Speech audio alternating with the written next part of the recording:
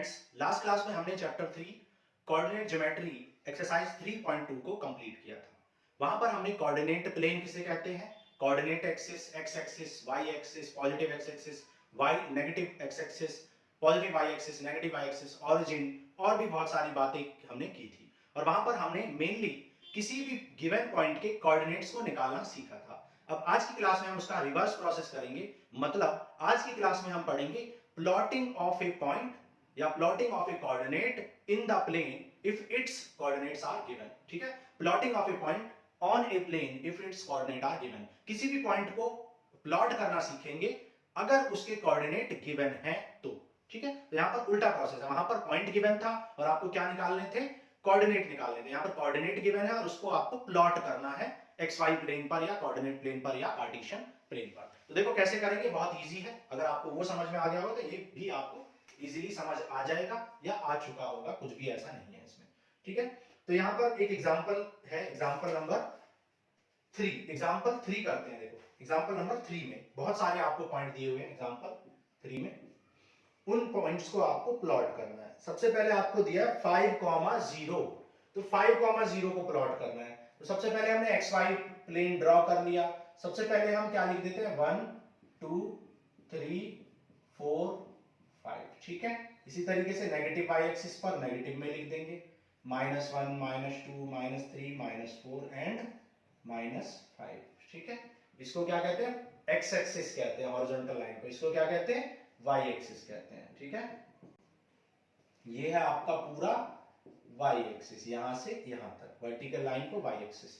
ठीक है, इसको हम एक्स डैश कह देते हैं और इसको हम वाई डैश कह देते हैं। ठीक है, आप जानते हो इधर पॉजिटिव होते हैं, इधर नेगेटिव होते हैं, -1 -2 -3 -4। ठीक है, -5 एंड सो ऑन। ठीक है, यहाँ 1 2 3 4 और यहाँ पर हम ड्रॉ कर लेते हैं 5। ठीक है, बाकी जरूरत पड़ेगी तो देखेंगे। अब देखो 1 बाय 1 करते हैं ड्रॉ। 5,0।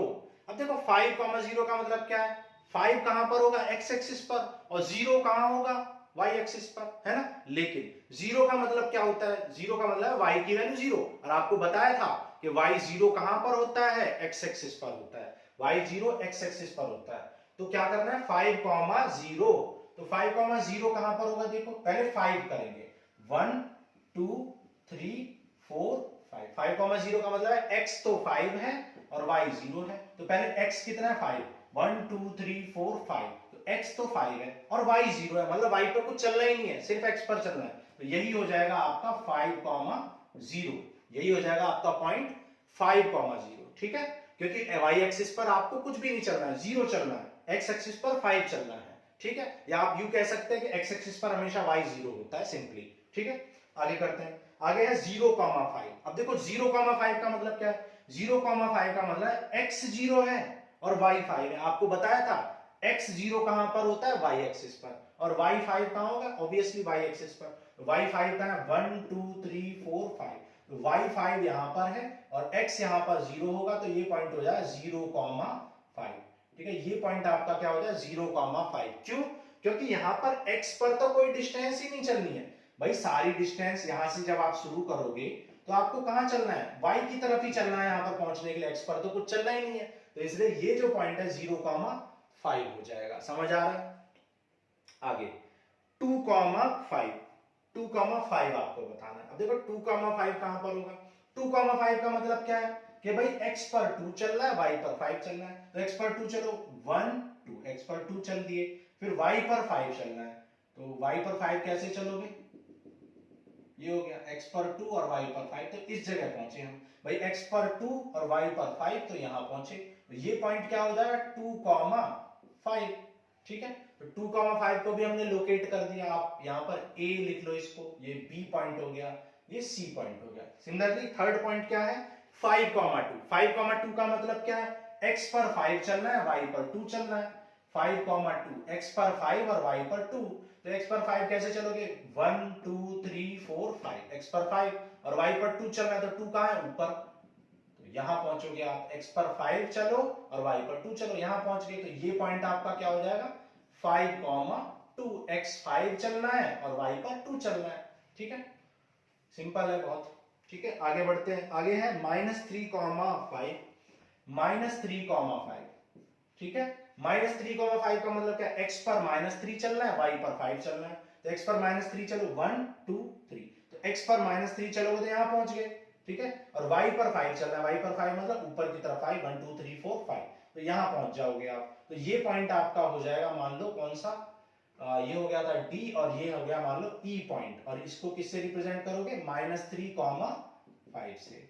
-3,5 कोऑर्डिनेट हो जाएंगे इस E पॉइंट के, ठीक है। इस तरीके से यहां पर डिनोट कर दिया।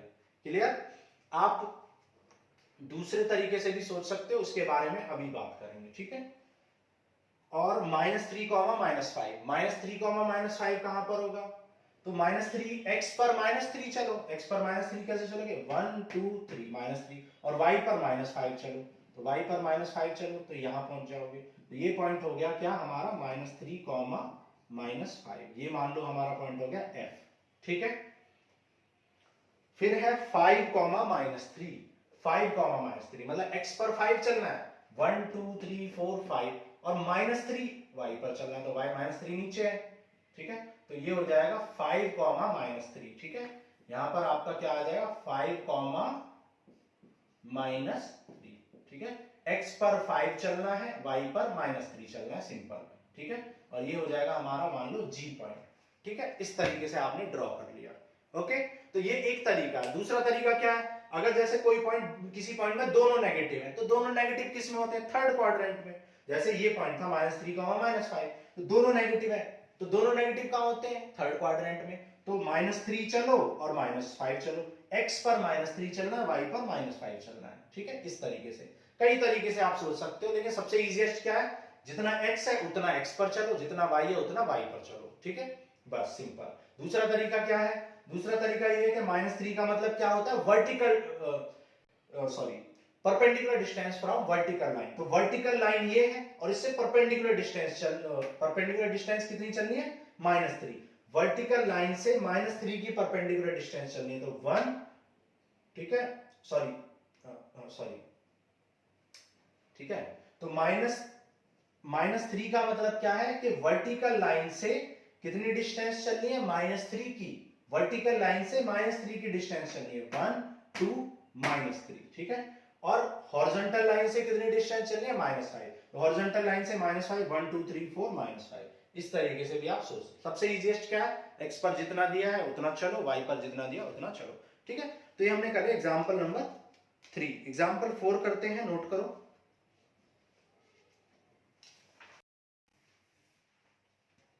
एग्जांपल नंबर 4 कह रहा है, plot the following ordered pairs x, y of numbers as point in the Cartesian plane. Use the scale of 1 centimeter equal to 1 unit on the x-axis.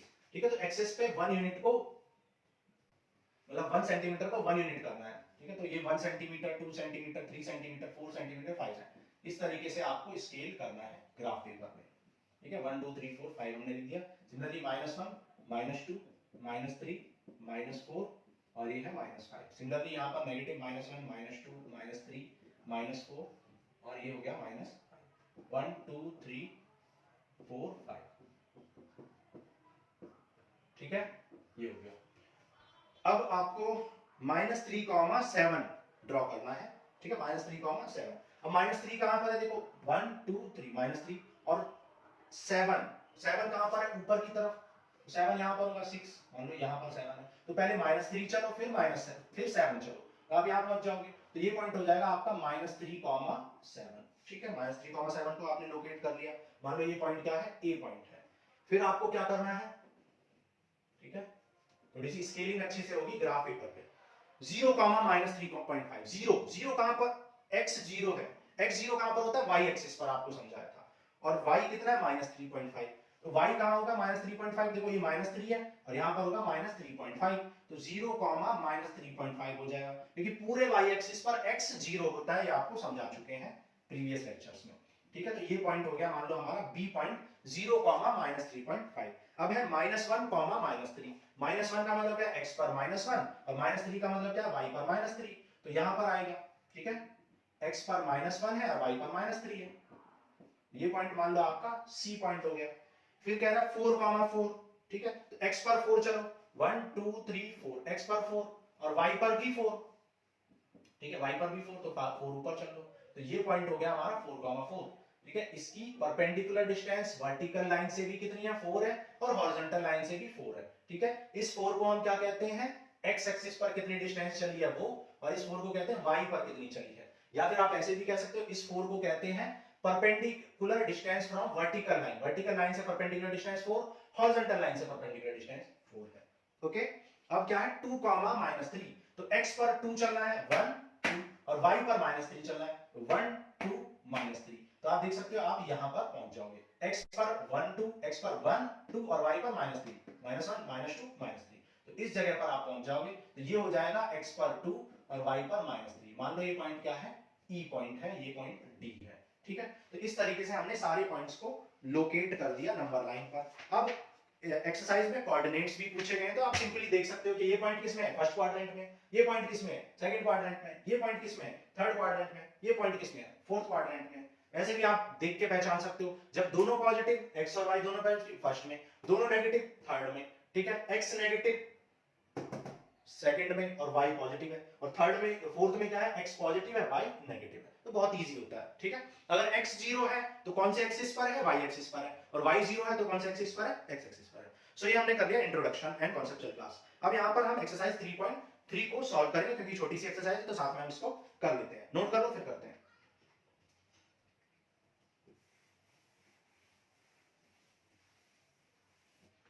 देखो एक्सरसाइज 3.3 क्वेश्चन नंबर 1 कह रहा इन विच quadrant or on which axis do each of the following point lie, verify your answer by locating them on the Cartesian plane। तो ये जो given points हैं किस line पर या किस क्वाड्रेंट पर लाई कर रहे हैं, ये आपसे पूछा गया है। तो पहला पॉइंट क्या, -2, 4, दूसरा पॉइंट क्या गिवन है, 3, -1, थर्ड पॉइंट क्या गिवन है, थर्ड पॉइंट आपको गिवन है -1, 0, फोर्थ पॉइंट आपको गिवन है 1, 2, एंड फिफ्थ पॉइंट आपको गिवन है -3, -5। कह रहा है ये पॉइंट किस लाइन, किस एक्सिस पर है या किस लाइन पर है, ठीक है, ये आपसे पूछ, किस क्वाड्रेंट पर है, ठीक है, पूछा गया।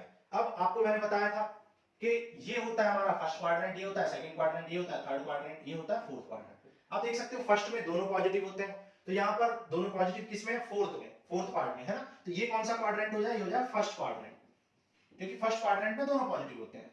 थर्ड क्वाड्रेंट में दोनों नेगेटिव होते हैं भाई, एक्स भी नेगेटिव और y भी नेगेटिव, ठीक है, यहां पर x भी नेगेटिव और y भी नेगेटिव थर्ड क्वाड्रेंट में, तो दोनों नेगेटिव किसमें है, ये रहा, तो ये हो जाएगा हमारा थर्ड क्वाड्रेंट, ठीक है, और किसी में दोनों नेगेटिव है, नहीं है। अब देखो यहां पर देखो x पॉजिटिव होता है, x पॉजिटिव और y भी पॉजिटिव, ठीक है, x भी पॉजिटिव y भी। अच्छा यहां पर देखो x नेगेटिव है, x नेगेटिव कहां है, इस साइड, और y पॉजिटिव कहां है, ऊपर की साइड, तो -2, 4 कहां पर आएगा, सेकंड क्वाड्रेंट। वैसे भी आप जानते हो सेकंड क्वाड्रेंट में x नेगेटिव y पॉजिटिव होता है, यहां पर दोनों पॉजिटिव, यहां पर दोनों नेगेटिव, यहां पर x पॉजिटिव और y नेगेटिव, ठीक है, तो सिंपल है, x नेगेटिव y पॉजिटिव, कहां पर x negative y positive, x negative y positive second quadrant में, तो ये हो जाएगा हमारा सेकंड क्वाड्रेंट, ठीक है। दोनों नेगेटिव, यहां पर थर्ड क्वाड्रेंट हमें लिखना था, गलती से लिख दिया। x पॉजिटिव है, y नेगेटिव है, x पॉजिटिव और y नेगेटिव, कौन सा क्वाड्रेंट हो गया, फोर्थ क्वाड्रेंट हो गया। x negative y positive second quadrant हो गया, ठीक है। अब देखो ये हमारा सेकंड क्वाड्रेंट हो गया था, लेकिन क्योंकि यहां पर आप देख सकते हो x की वैल्यू, y की वैल्यू 0 है, पॉजिटिव नहीं है, 0 है, ठीक है, तो यहाँ y की वैल्यू 0 है, मैंने आपको बताया था y की वैल्यू 0 कहां पर होती है, x एक्सिस पर, इसलिए सेकंड क्वाड्रेंट ना होके क्या हो जाएगा, x एक्सिस हो जाएगा, क्योंकि y 0 है, और अगर y 0 होता तो y 0 होता तो x एक्सिस हो जाता, ठीक है। तो -1, 0 कहां पर होगा, ऑन x एक्सिस। अब वेरीफाई भी करने के लिए बोला तो वेरीफाई भी कर लेते हैं। देखो -2, 4, -2 1 2 -2, 4 4 कहां है, ऊपर, तो ये हो जाएगा -2, 4, फिर क्या 3, -1, तो x कितना 3, 1 2 3, और -1 कहां है, नीचे की साइड, तो ये हो जाएगा आपका 3, -1, ठीक है। तो आप देख सकते हो फोर्थ क्वाड्रेंट में लाई कर रहा है 3, -1। सिमिलरली -1, 0, -1, 0 मतलब x -1 है और y कितना है 0, x -1 कहां होता है, x एक्सिस पर होता है, x -1 x एक्सिस पर होता है, और 0 y एक्सिस पर होता है, 0 sorry x minus one x axis पर और x एक्सिस पर y हमेशा 0 होता है, तो यहाँ पर माइनस वन कॉमा जीरो हो जाएगा ये पॉइंट। ठीक है, ये पॉइंट हमारा क्या हो जाएगा माइनस वन कॉमा जीरो, क्योंकि y एक्सिस 0 है जो कि x एक्सिस पर होता है, y पॉइंट 0 है जो कि x एक्सिस पर होता है। क्लियर, 1 कॉमा 2 दोनों पॉजिटिव, तो 1 यहां पर है और 2 ये रहा, तो ये पॉइंट हो जाएगा हमारा 1 comma 2। Minus 3 comma minus 5, minus 3 कहां पर होगा, ये हो गया माइनस 3, और माइनस 5 कहां पर होगा नीचे की साइड।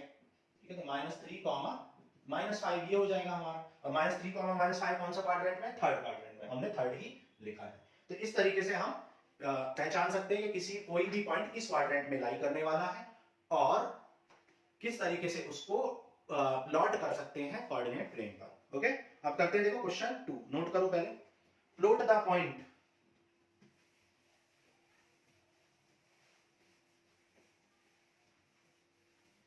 देखो क्वेश्चन नंबर 2 करते हैं, कह रहा plot the point given in the following table on the plane. ठीक है, इन पॉइंट्स को क्या करना है, प्लेन पर प्लॉट करना है, choosing suitable units of distance on the axis, axis पर सुटेबल यूनिट को चूज करना है आपको। तो सुटेबल यूनिट को चूज करना है मतलब आपको स्केलिंग अच्छे से करनी है, उनके कहने का मतलब ये है। ठीक है, तो टेबल आपको गिवन है x और y की, कुछ पॉइंट्स आपको दे रखे हैं, ये है -2,8, फिर है -1,7, 0, -1.25, 1,3 और 3, ठीक है, प्लॉट कर लेते हैं। देखो 1 2 3 4 5, ठीक है, 6, पॉजिटिव यहाँ पर 1 2 3, स्केलिंग अच्छे से करनी है आपको। ठीक है, 1 2 3 4 5 एंड 6 हमने लेट कर लिया कि भाई 1 सेंटीमीटर को हम क्या लेट कर रहे हैं, 1 यूनिट लेट कर रहे हैं। ओके, अब देखो x -2 है और y 8 है, x -2 कहां पर होगा, यहां पर होगा, तो x तो -2 है और y कितना है, y 8 है, तो y 8 करने के लिए कहां जाना पड़ेगा, ऊपर जाना पड़ेगा, तो y 8 हो जाएगा आपका यहां पर। ठीक है, तो ये पॉइंट हो जाएगा हमारा 0, ये हो जाएगा -2,8। ठीक है, ये पॉइंट हो जाएगा -2,8, x है -2 y है 8। ठीक है, -2,8 हो गया, फिर x है -1 y है 7, तो x -1 कहां पर होगा, ये रहा, और y7 कहां पर होगा, यहां ऊपर, तो ये पॉइंट हो जाएगा हमारा -1,7। ठीक है, x है 0 और y है -1.25, x 0 कहां पर होता है, y एक्सिस पर होता है। ठीक है, x 0 y एक्सिस पर होता है, पूरे y एक्सिस पर, लेकिन y नेगेटिव है तो y नेगेटिव नीचे होता है, -1.25, अब -1.25 कहां होगा, -1 के थोड़ा सा बाद में। ठीक है, -1, तो यहाँ x तो 0 है और y है -1.25। ठीक है, तो ये पॉइंट हो जाएगा हमारा C पॉइंट, आप कह सकते हो A B C D E point. ठीक है, तो ये हमारा C पॉइंट है, ये हमारा -2,8 A पॉइंट था, -1,7 B पॉइंट था, और 0, -1.25 C पॉइंट है। अब D पॉइंट x1 है y3 है, x1 कहां पर होगा, ये रहा, और y3 कहां पर होगा, y3 ऊपर की साइड होगा यहां पर, तो ये हो गया 1, ठीक है, ये पॉइंट हमारा हो गया D पॉइंट। ओके, फिर E पॉइंट, x कितना है 3, y कितना है -1, x 3 है 1 2 3 और y है -1, y -1 कहां होगा, यहां पर, ये हो गया, तो ये हो गया x तो 3 है और y -1 है, तो ये हमारा E पॉइंट हो गया। ठीक है, तो इस तरीके से हमने नंबर लाइन पर इन्हें लोकेट कर लिया। अब आपको क्वाड्रेंट भी आप बता सकते हो, जैसे ये पॉइंट कहां है, फर्स्ट क्वाड्रेंट में, क्योंकि दोनों पॉजिटिव है, ये पॉइंट कहां है, सेकंड क्वाड्रेंट में, आपको दिख भी रहा है, और फर्स्ट नेगेटिव है सेकंड पॉजिटिव है, तो ये सेकंड क्वाड्रेंट में। ठीक है, ये पॉइंट C और E पॉइंट कौन से क्वाड्रेंट में, फोर्थ क्वाड्रेंट में, तो आप देख सकते हो। ठीक है, बिना ड्रॉ किए भी, बिना प्लॉट किए भी देख सकते हो। सो ये हो गई हमारी एक्सरसाइज 3.3 कंप्लीट, और चैप्टर 3 भी हमारा हो गया कंप्लीट। तो यहाँ पर हमने क्या सीखा, यहाँ पर हमने किसी भी प्लेन पर किसी भी ऑब्जेक्ट की पोजीशन को ड्रॉ करना सीखा, सबसे पहले एक्सरसाइज 3.1 में, फिर एक्सरसाइज 3.2 में कार्टेशियन सिस्टम या कार्टेशियन प्लेन के बारे में सीखा, जिसे हम XY प्लेन या 2D प्लेन भी कहते हैं। वहां पर हमने x axis, y axis, horizontal axis, vertical axis, origin और पॉइंट्स को ड्रॉ करना सीखा, किसी भी पॉइंट की पोजीशन को लोकेट करना सीखा, फिर गिवन पॉइंट्स को ड्रॉ करना सीखा, उनकी पोजीशन को बताना सीखा कि वो किस क्वाड्रेंट में लाई करते हैं। तो ये सारी चीजें हमने यहाँ पर सीखी। ये सिर्फ एक इंट्रोडक्शन है कोऑर्डिनेट ज्योमेट्री का।